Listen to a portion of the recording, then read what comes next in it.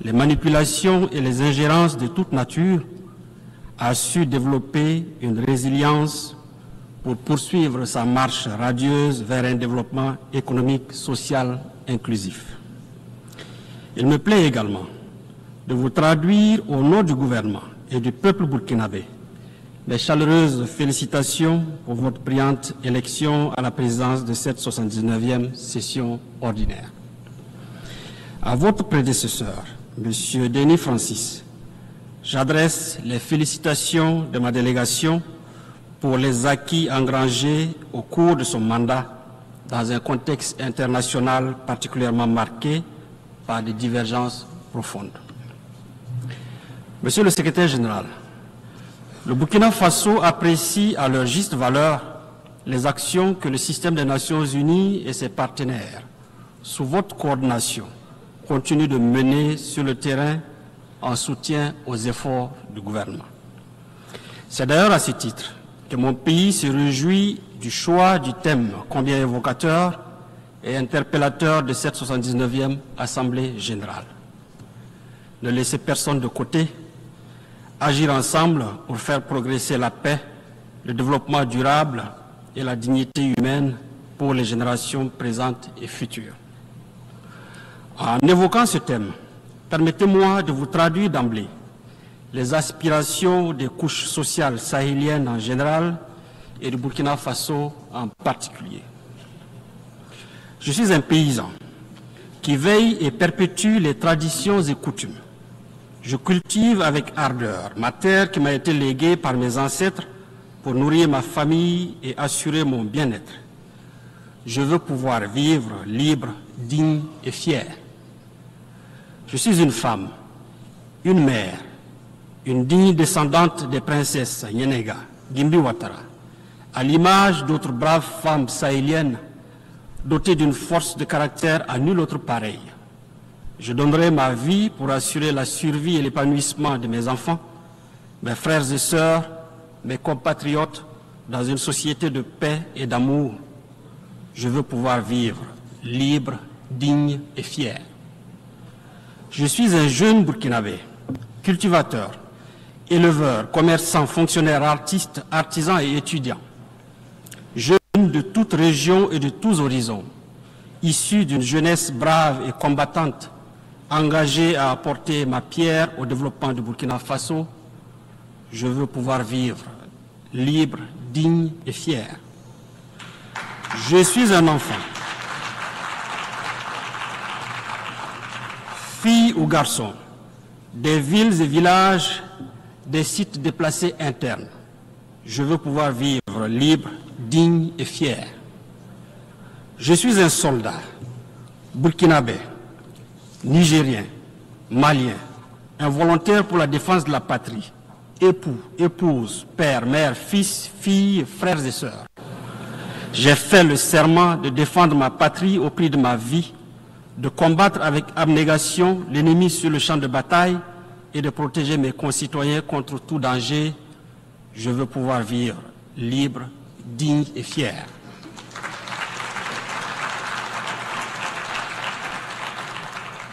Je suis un Burkinabé vivant à l'extérieur, travailleur courageux, acharné et honnête, originaire du pays des hommes intègres. De mon séjour, loin de la mère patrie, je participe avec enthousiasme à la lutte commune pour la paix et la stabilité de mon pays et de ma sous-région. Je veux pouvoir vivre libre, digne et fier. Monsieur le Président, ces aspirations sont les balises qui organisent l'action du gouvernement dont le combat est de créer un cadre pour que vivent libres, dignes et fiers les hommes et les femmes du Sahel. Le thème de notre session, fort apprécié pour sa pertinence, exhume en réalité une préoccupation fondamentale aussi ancienne que les Nations Unies et qui est abordée par la quasi-totalité des débats qui se sont succédés ici même. C'est dire qu'il ne s'agit plus véritablement de réfléchir sur quoi faire ou que faire. Il s'agit de donner corps et vie à nos discours à travers des actes concrets.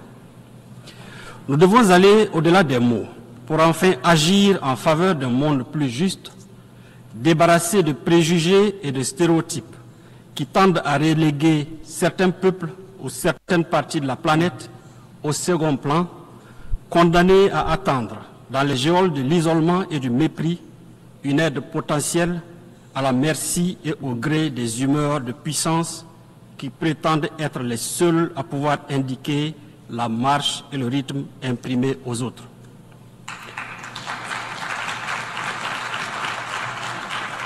Nous devons recentrer davantage nos efforts sur les objectifs fondamentaux de notre organisation, destinés prioritairement à la promotion du bien-être des populations et des peuples en leur assurant la paix et la sécurité. Cette urgence et cette nécessité absolue de co-construire et d'agir en faveur d'un monde plus juste trouvent toute leur pertinence dans le contexte actuel où notre monde est dominé par des crises persistantes, des conflits complexes, ainsi qu'une gouvernance économique inégalitaire qui accentue la fracture entre les États, les clivages entre les peuples, avec pour corollaire des tragédies humaines. Cette configuration désastreuse est la résultante d'un multilatéralisme à la croisée des chemins, un multilatéralisme essoufflé, dont la réputation a maintes fois été écornée par les actions partisanes et prédatrices de certains États membres qui se sont érigés en maîtres du monde et qui ont fait de la soumission et de l'exploitation d'autres États la ligne directrice de leur politique extérieure. Il faut s'en inquiéter à juste titre, car il y va de l'harmonie et de la cohésion de notre monde. C'est pourquoi le Burkina Faso saisit cette tribune pour en appeler encore à la raison, à la sagesse de tous, notamment les puissances de notre planète, afin que soit privilégiée une gouvernance mondiale inclusive, débarrassée des visions hégémoniques. C'est à ce prix que nous rendrons à l'ONU toutes ces lettres de noblesse.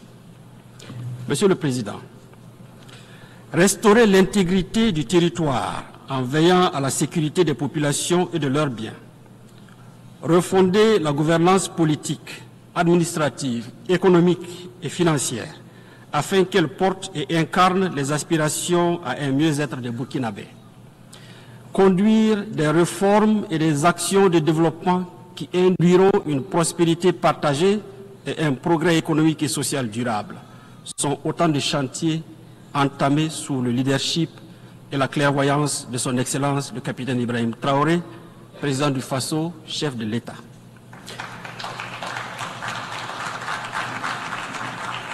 Le peuple burkinabé, qui a décidé d'affirmer et d'assumer sa souveraineté en mettant fin à son asservissement et qui a fait preuve d'une résilience extraordinaire, à l'instar de toutes les populations du Sahel, a compris l'enjeu et la portée de cette lutte et s'est mobilisé aux côtés de nos forces de défense et de sécurité. Avec ce soutien indéfectible, grâce au patriotisme, à l'ingéniosité, à la bravoure et à l'esprit de sacrifice de ses fils et filles, le Burkina Faso enregistre des succès jadis inespérés, ainsi que des résultats fort appréciables dans la lutte acharnée contre les terroristes instrumentalisés, téléguidés et financés par des puissances néocolonialistes. C'est le lieu de rendre un hommage appuyé à toutes ces personnes, civiles, militaires, tombées sur le champ de bataille et dont je salue la mémoire avec déférence. Monsieur le Président, au prix de réformes stratégiques et visionnaires marquées entre autres par l'augmentation des capacités opérationnelles des troupes, la réorganisation de nos forces combattantes sur le terrain, nous avons démultiplié nos moyens d'action, avec comme effet salvateur une reprise totale en main de la reconquête des zones infestées par ces criminels et leurs alliés. De manière concrète, près de 70% du territoire est désormais sous le contrôle de l'État, contre 40% en 2022. Cela a permis la réinstallation des populations déplacées et la réouverture des écoles. Ainsi, en moins de 2 ans, les actions de reconquête ont permis à plus de 700 000 personnes de regagner leur village et à près de 1500 écoles de rouvrir leurs salles de classe, offrant la chance et le bonheur tant espéré par des milliers d'élèves de reprendre le chemin de l'école et de poursuivre leur cursus scolaire. Ces résultats qui forcent l'admiration et suscitent beaucoup d'espoir ont été possibles grâce à l'action des forces de défense et de sécurité, l'engagement patriotique des volontaires pour la défense de la patrie et le soutien ferme des populations ainsi que de la diaspora burkinabé dans un formidable élan de solidarité. Cette mobilisation patriotique de toutes les composantes de notre peuple a permis la collecte de la somme de plus de 165 millions de dollars pour la seule année 2023, un chiffre qui a largement dépassé les prévisions initiales. C'est dire toute la détermination du peuple burkinabé à financer et à s'engager aux côtés des forces de défense et de sécurité dans la lutte noble contre les terroristes et leurs alliés. Monsieur le Président, au moment même où nous engrangeons des succès dans notre offensive victorieuse contre les forces obscurantistes, des officines à la réputation et à l'intégrité douteuse se sont curieusement engagées dans une vaste et virulente campagne de dénigrement et de stigmatisation contre nos forces combattantes qu'elles accusent de violer les droits humains sans avoir la moindre preuve à produire. Ces propagandes orchestrées visent en réalité à démoraliser les patriotes burkinabés et à saborder leur combat légitime parce que tout simplement, ces adeptes du chaos n'ont pas encore compris la dynamique en marche au Sahel, c'est-à-dire notre volonté de nous affranchir de toute tutelle et de tout paternalisme. Mon pays voudrait saisir l'opportunité de cette tribune pour traduire avec déférence son infinie gratitude à tous ses pays amis et ses partenaires sincères qui soutiennent sa cause et l'accompagnent dans la consolidation de sa marche radieuse vers un développement économique et social inclusif. Je voudrais donc inviter les États membres de l'ONU à n'accorder aucun crédit à toutes ces agitations médiatiques qui, de toute évidence, traduisent dans le fond la détresse des terroristes en déroute et de leurs sponsors. Je tiens également à les rassurer du professionnalisme et de la renommée de nos forces de défense et de sécurité, démontrées à travers leur participation aux opérations de maintien de paix et maintes fois reconnues ici même. La formation systématique et les évaluations permanentes des forces de défense et de sécurité et des VDP en droit international humanitaire garantissent au quotidien cette rigueur professionnelle en matière de respect des droits humains.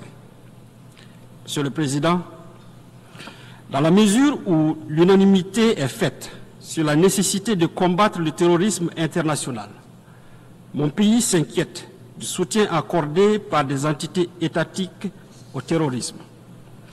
Ces parrainages que nous n'avons eu de cesse de dénoncer et que d'autres considéraient comme une simple vue de l'esprit ont été récemment portés à la face du monde par une attitude paradoxale de l'Ukraine, un État membre de notre organisation.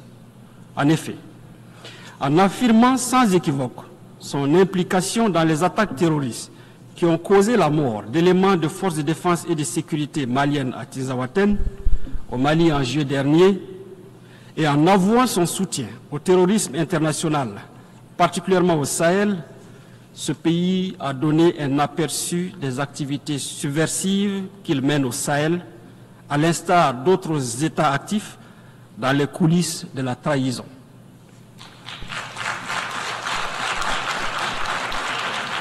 Nous réitérons notre condamnation ferme de ces actes d'agression et d'apologie du terrorisme qui violent la Charte des Nations Unies et les conventions internationales y relatives.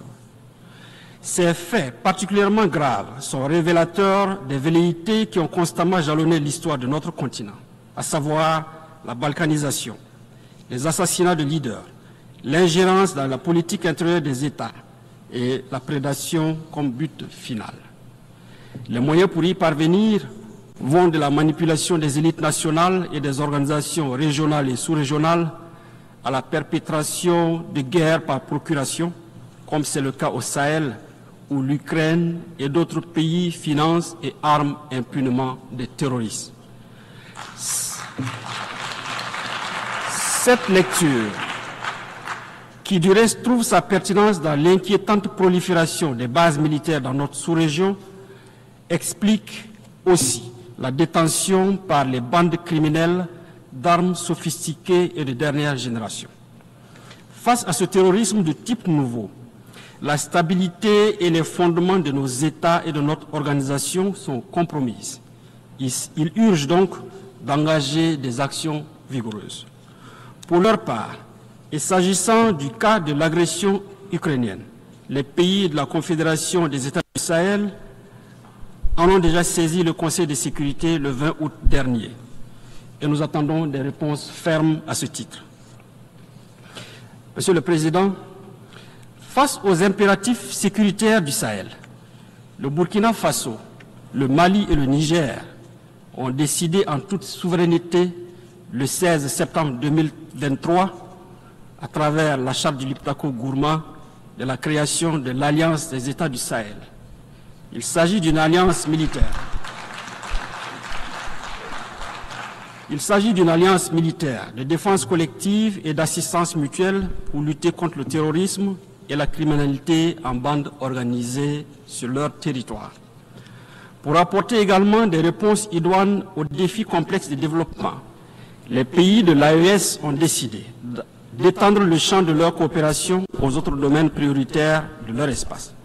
Et c'est dans cet esprit que s'est tenu le 6 juillet 2024 à Niamey au Niger, le premier sommet des chefs d'État de l'AES.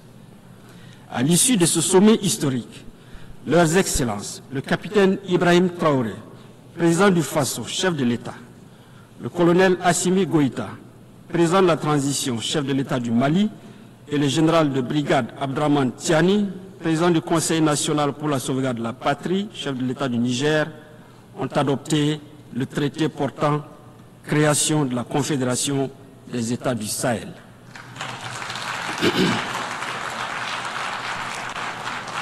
L'adhésion populaire et l'enthousiasme suscité par l'avènement de la Confédération AES trouvent en partie leur explication dans la défaillance et l'incapacité d'institutions et de mécanismes sous-régionaux à répondre aux préoccupations sécuritaires et légitimes de nos populations.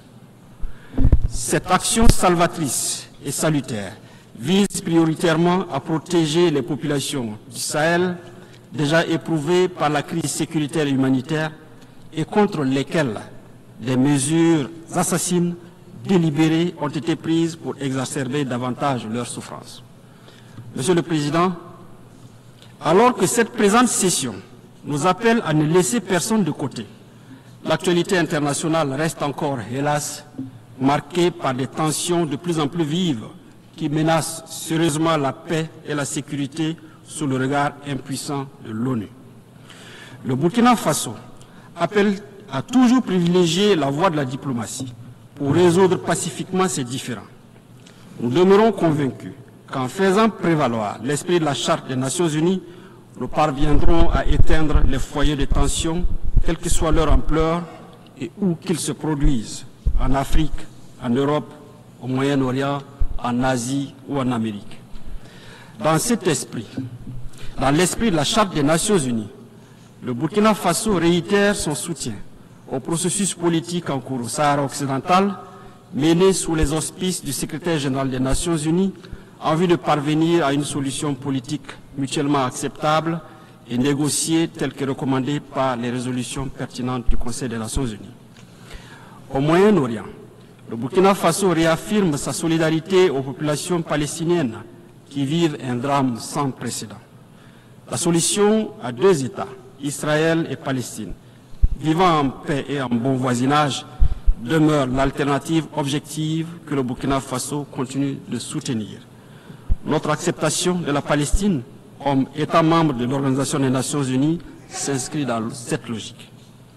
Monsieur le Président, source de souffrance indicible pour les populations les plus vulnérables, les mesures coercitives unilatérales imposées aux États sont à proscrire si nous voulons donner un contenu réel et objectif à l'objet de la présente session.